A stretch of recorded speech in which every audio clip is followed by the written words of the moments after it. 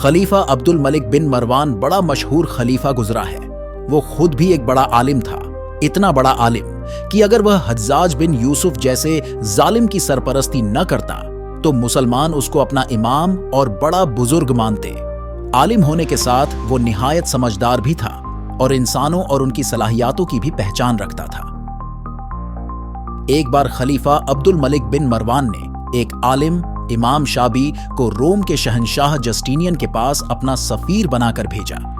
वो सफीर नुमा आलिम जब जस्टिनियन के दरबार में पहुंचे तो शहंशाह रोम की इस आलिम से काफी देर तक बातचीत हुई। शहंशाह ने उनसे तरह तरह के सवाल किए, ऐसी ऐसी बातें पूछी कि कोई दूसरा जवाब न दे सके, लेकिन इस आलिम ने बड़ी आसानी के साथ तमाम सवालों के जवाब दे दिए। रूमी शहंशाह उनके जवाब सुनकर दंग रह गया। जस्टिनियन ने पूछा, क्या तुम शाही घराने से ताल्लुक रखते हो?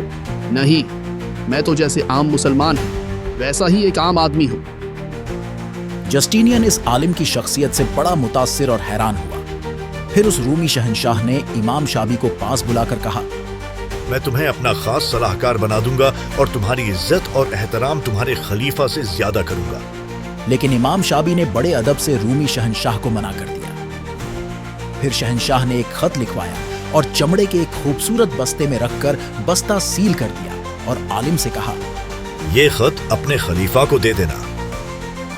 इमाम शाबी ने वापस आकर वो चमड़े का बस्ता जिसमें खत रखा हुआ था खलीफा अब्दुल मलिक को दिया।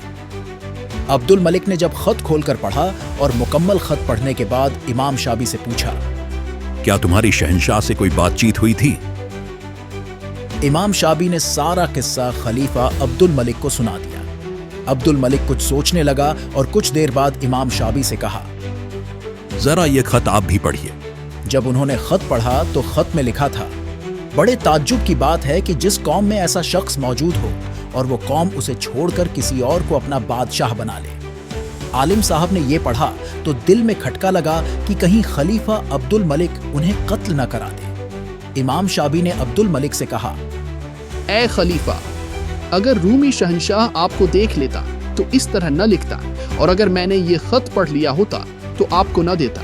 दरअसल उसने मुझको इशारा किया है कि मैं आपको कत्ल कर दूं, ताकि ऐसा न हो कि आगे चलकर मेरी आवाम आपको चाहने लगे और फिर बागी होकर आपको खलीफा बना ले। रोम के शहंशाह के दरबारी और सफीर जो खलीफा के दरबार में मौजूद थे, सारी तफसील जस्टिनियन को लिखकर भेज दी। उसने कहा, हाँ, मेरा इशारा यही था। इन हुक्मरानों, बादशाहों और शहंशाहों का एक खास मिजाज होता है, जो चीज हासिल ना हो सके उसे खत्म और बर्बाद कर दिया जाए। क्या आप जानते हैं कि ये आलिम साहब इमाम शाबी कौन थे? ये बुजुर्ग एक मशहूर ताबई हजरत आमिर बिन शुरहबील शाबी थे, जो इमाम शाबी के नाम से मशहूर हैं।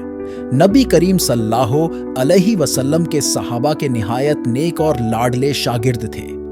उन्होंने 500 सहाबा से दीन का इल्म सीखा, हदीसें सुनी और दीन की एक एक बात समझी। इल्म सीखने के लिए दूर दूर का सफर किया। जहां सुनते कि फलां सहाबी रहते हैं, फौरन वहां पहुंच जाते। उस वक्त के सबसे बड़े हदीस के इमाम हजरत अब्दुल्लाह बिन उमर रजी अल्लाहु अन्हु के पास तकरीबन 1 साल रहे और उनसे इल्म सीखा। वो बड़े ही मेहनती और बात के सच्चे इंसान थे। उन पर अल्लाह की मेहरबानी ये थी कि अल्लाह ने उनको बड़ी अच्छी समझ अता की थी और उनके बात करने का सलीका बड़ा दिलकश था। वो हर बात इतनी साफ और सुलझी हुई करते कि सुनने वाला अच्छी तरह समझ लेता और उनकी समझदारी और काबिलियत पर हैरान रह जाता। इसी वजह से खलीफा अब्दुल मालिक उन्हें मानता था। हज्जाज बिन यूसुफ जालिम हुक्मरान था, लेकिन वो भी हजरत आमिर बिन शुरहबील शाबी की समझदारी का कायल था और उनकी इज्जत करता था। खलीफा अब्दुल मलिक को जब किसी दूसरे बादशाह से कोई मामला सुलझाना होता तो वो इमाम शाबी को भेजा करता था और आप वहां से मामला ठीक करके वापस आते। यही वो इमाम शाबी हैं जिनकी नसीहत सुनकर इमाम अबू हनीफा तालीम की तरफ तवज्जो की और फिर फिकाह के बहुत बड़े आलिम हुए। अल्लाह की रहमत हो उन पर और अल्लाह हमें भी ऐसी ही समझ दे।